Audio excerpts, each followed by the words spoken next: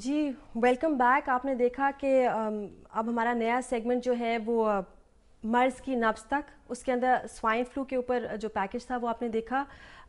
अच्छा ही है कि मतलब कि ये अल्लाह माफ़ करे लेकिन स्वर हराम है, क्योंकि ये देखें कि ये स्वाइन फ्लू नॉर्मल फ्लू इतना डेंजरस नहीं होता। सबसे पहले मैं भी ज़रा हिल गई हूँ ये स्वाइन फ्लू का ये जो देखकर फुटेज।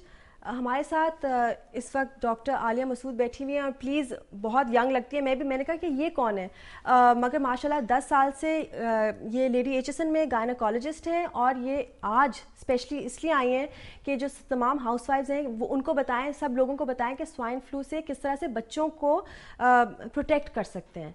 अस्सलाम वालेकुम डॉक्टर साहब, वेलकम टू जागो दुनिया। Thank you for calling me here. Thank you. मुझे बताइए कि ये काफ़ी हिला देने वाली फुटेज है। आम नज़ला तो मतलब कि ठीक है, आपने कोई कॉफ ड्रॉप्स लिए या कुछ स्टीमिंग की।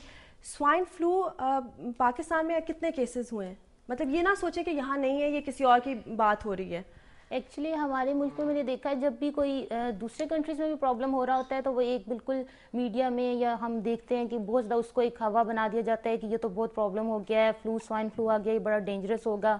तो एक्चुअली असल में फ़्लू की तो बहुत सारी टाइप्स हैं और फ्लू जब भी सर्दियाँ आती हैं, मौसम चेंज होता है तो फ्लू होता है, बच्चों में मोस्टली होता है या एल्डरली ग्रुप में ज़्यादा होता है। तो उसमें जब कोई भी फ्लू हो जाएगा तो उसमें एक उसकी टाइप आप समझ लें कि एक स्वाइन फ्लू उसका नाम दिया, जिसको हम इन्फ्लुएंजा ए H1N1 की टाइप हम कहते हैं। तो उसको एक वो भी एक टाइप है और उसमें भी फ्लू है जिसकी अलामत बिल्कुल आम फ्लू की तरह की हैं। और उसमें थोड़ा सा प्रॉब्लम ये देखा गया है कि जैसे कुछ ग्रुप्स ऐसे हैं जिनमें ये फ्लू थोड़ी सी शिद्दत इख्तियार कर लेता है, जिसकी रिजल्ट जो है वो बहुत ही जिसके रिजल्ट सिर्फ उन लिमिटेड लोगों को देखे गए हैं कि वो ज़्यादा हैं। जैसे कुछ लोग हैं जिनकी इम्यूनिटी कम है, जो इम्यूनो कम्प्रोमाइज ड्रग्स पे हैं, जैसे कोई HIV एड्स का पेशेंट है या कोई ऐसा पेशेंट जिसको डायबिटीज़ है और उसकी ऑलरेडी इम्यूनिटी ऐसी ख़राब है कि हम सोचें इसको अगर फ्लू होगा तो वो वर्स हो जाएगा। इवन अगर स्वाइन फ्लू एक नॉर्मल बंदे को भी हो तो वो वर्स नहीं होगा, वो उसको बहुत ज़्यादा सिम्टम्स नहीं क्रिएट करेगा उसके लिए। स्कूल भी जाना है बच्चों ने, बाकी बच्चों के साथ खेलना भी अपने नेबरहुड में, तो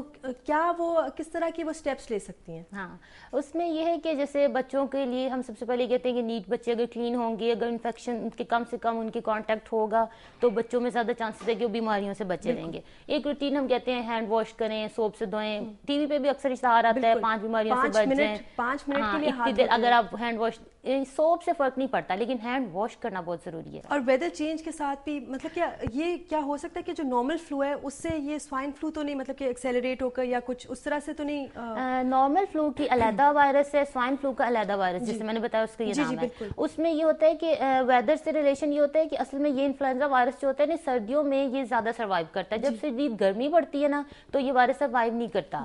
और उसमें ये होता है जैसे हमने टेबल से जिस जगह से कंटामिनेशन हो गई बेबी को, इवन मोबाइल फोन से, अगर आप किसी का मोबाइल फोन रिसीव करें, उसको कोई फ्लू था वायरस और आपको उससे कांटेक्ट, इस तरह हमारे कांटेक्ट्स होते हैं। हमें चाहिए कि बार बार रिपीटेडली हैंड वॉश करें और हम नीट रहें और कंटामिनेशन अवॉइड करें। इस तरह स्प्रेड को, जैसे किसी को फ्लू है तो वो कोशिश करे अगर उसे स्नेजिंग हो रही है, कफ हो रही है तो वो रुमाल यूज करे या वो अवॉइड करे।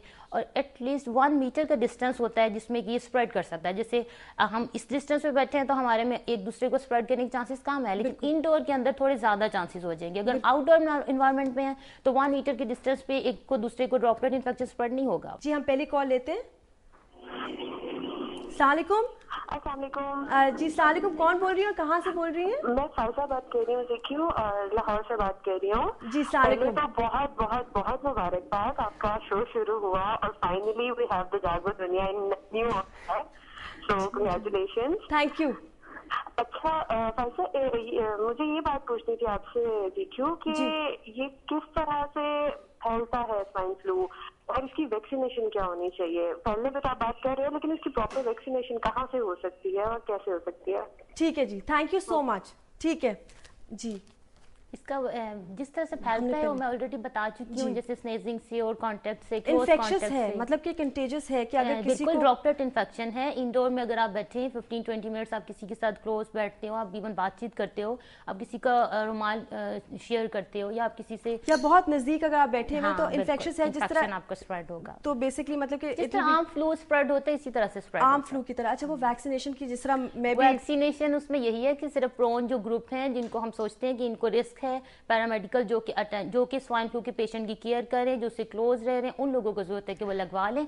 लेकिन उसमें भी एक इंपॉर्टेंट बात ये है कि जैसे किसी का कॉन्टेक्ट अगर हो गया है तो विद इन 7 डेज तो उसको वैसे इंक्यूबेशन पीरियड उसको डिजीज डेवलप हो जाएगी। लेकिन वैक्सीनेशन का ये है कि ये इसकी जो एफिकेसी है वो 10 डेज के बाद शुरू होगी। इसलिए वैक्सीनेशन जो है वो बिफोर कॉन्टैक्ट जो है वो इम्पॉर्टेंट है, और आफ्टर कॉन्टैक्ट उसकी फिर थोड़ी सी कम हो जाती है एफिकेसी, और उसमें फिर हम ज्यादा एडवाइस करते हैं कि हम उसको कुछ मेडिसिन शुरू करें, और जिस उसके लिए फिर डिफरेंट है। जी, कॉलर एक और है जी। अस्सलाम वालेकुम। वालेकुम सलाम, कैसी आप जी? क्यों? मैं बिल्कुल ठीक ठाक। आप कौन बोल रही हो, कहाँ से बोल रही हैं? मैं सदफ बात कर रही हूँ लाहौर से, और मुझे आपको ये कहना था कि आपका सेट बहुत अच्छा है, बहुत इन्वायरमेंट फ्रेंडली सेट है। हम लोग सही नहीं है, डॉक्टर साहब भी बैठी हुई है, मैं भी बैठी हूँ, आप सिर्फ सेट की तारीफ कर रही हैं। नहीं, मुझे डॉक्टर साहब से भी इनफैक्ट सवाल करना था। मैं उनसे ये पूछना चाह रही थी कि जो स्वाइन फ्लू की वैक्सीनेशन है ये किस तरह से ली जा सकती है? जैसे हेपेटाइटिस की वैक्सीनेशन होती है कि आप एज ए प्रिकॉशन आप ले लेते हो, तो क्या उसी तरह स्वाइन फ्लू की भी लेनी चाहिए? और इसके अलावा किस उम्र, मतलब अगर जैसा छोटे बच्चे हैं, 2 साल का बच्चा है या 1 साल का बच्चा है, इन्फेक्शन का खतरा तो उन्हें भी है, तो क्या उनकी भी वैक्सीनेशन कराई जा सकती है ऐसे ही? काफ़ी शुक्रिया। काफ़ी मेरा ख्याल है कि कंसर्न बच्चों की वैक्सीनेशन उसमें नहीं हो सकती। आप कह रहे हैं कि मिनिमम एज 6 साल, 6 इयर्स के बाद है, 6 इयर्स के बाद। जैसा कि उन्होंने कहा कि अनफॉर्चुनेटली 6 साल है मिनिमम एज, कि उससे छोटे बच्चों की वैक्सीनेशन नहीं हो सकती। प्रेग्नेंट माओं की अगर खुदा ना हासे इस तरह का कोई चीज़ हो तो फिर मतलब कि वो प्रिकॉशन या वैक्सीनेशन है। और 10 दिन नहीं पता चलता कि जी आपको है, और अगर हो चुका है ऑलरेडी, इंक्यूबेशन हुई हुई है, तो फिर अगर ये लगाएंगे वैक्सीनेशन, अगर कर लेंगे फिर भी कि चलो ठीक है, मतलब कि हमने लगा लिए, और फिर स्वाइन फ्लू होगा तो क्या वो? अगर स्वाइन फ्लू हो जाता है आपको तो उसमें सिंपल फ्लू का जो ट्रीटमेंट है, जैसे रेस्ट किया जाता है, रेस्ट से ये होता है कि एक तो आपकी इम्यूनिटी अच्छी होती है, दूसरा आपको रेस्ट करने से वैसे बहुत सारी बीमारियों का इलाज हो जाता है। तो रेस्ट सबसे पहले इंपॉर्टेंट है। उसके बाद सिंपल हम पेन किलर्स ले सकते हैं। एस्प्रिन इसमें अवॉइडेड है, एस्प्रिन हमने नहीं लेनी। एस्प्रिन नहीं लेनी? हाँ। तो क्या अच्छा नॉर्मल फ्लू में भी एस्प्रिन? नॉर्मल फ्लू में भी एस्प्रिन नहीं लेते। तो एस्प्रिन बिल्कुल नहीं लेनी। अच्छा, एस्प्रिन जैसी मतलब कि जैसे पैरासिटामोल और डिस्प्रिन, वो तो हम ले सकते हैं? हाँ, डिस्प्रिन नहीं ले सकते, डिस्प्रिन नहीं ले सकते, पैनाडोल ले सकते हैं। पैनाडोल ले सकते हैं। पैनाडोल मतलब कि उसकी तो बहुत सी एक्टिव है, बहुत सी उसकी डिफरेंट टाइप्स हैं, लेकिन पेन किलर कोई भी ले सकते हैं, एस्प्रिन के अलावा पेन किलर ले सकते हैं, डिस्प्रिन, इस तरह की जो चीजें हैं उसको बिल्कुल। कोई क्या उसके अंदर कोई चीज है, कोई स्पेशल कोई नाम है? हाँ, उसमें कुछ प्लेटलेट्स कम हो जाते हैं, इस तरह से वो सैलिसिलिक एसिड होता है, उसकी वजह से कुछ प्लेटलेट्स जो हैं वो काउंट कम होना शुरू हो जाता है, और फ्लू में वो अवॉइड किया जाता है कि फ्लू में नहीं लें। तो अच्छा, ये जो मिथ होती है कि अगर बच्चे को भूख नहीं भी है कि नहीं उसको मतलब कि खिलाना है बैठाकर, क्या ये सही होता है? कि नहीं, वैसे ठीक नहीं होता, इसलिए कि बच्चों को जब भूख लगती है तो आपने देखा बच्चे चलते फिरते भी टेबल पे बिस्किट भी पड़े हैं, कुछ भी पड़ा तो बच्चे खुद ही उठा के मुंह में डाल लेते हैं। बिल्कुल। अदरवाइज अगर हम बच्चों के पीछे पीछे भागना शुरू करें तो वो बच्चे भी, शायद उनकी साइकी होती है कि वो फिर आगे आगे भागते हैं। तो वो मैंने देखा कि बच्चों को जब रख के दे दिया जाए ना, या बच्चों के लिए छोड़ दिया जाए कि ये आपका है और आपने खाना है, तो बच्चे चलते फिरते आते जाते भी खा लेते हैं। ठीक है, इंस्टॉलमेंट्स में खाएंगे, हाँ, लेकिन खाएंगे जरूर, खा लेते हैं। जब बच्चों को भूख लगती है वो जरूर खा लेते हैं। जरूर। थैंक यू सो मच कि आपने मतलब कि आप आई हमारे मॉर्निंग शो पे आई, और अपना मतलब कि स्केड्यूल को आपने कर उसमें से टाइम निकाला, और स्वाइन फ्लू के बारे में आपने इतनी मतलब कि मेरा ख्याल है कि अब मैं चिल हो गई हूँ, और उम्मीद है कि जो हाउसवाइफ्स और जो सब देख रहे हैं कि वो भी है कि अच्छा ठीक है, स्वाइन फ्लू को इतना बड़ा वो अर्थ शैटरिंग कोई वो एपिडेमिक नहीं है, इट कैन बी कंट्रोल। बस अपना ख्याल रखें, अपने ख़ानदान का ख्याल रखें। थैंक यू सो मच कि आप आई हमारे शो पे। Thank you. Thank you.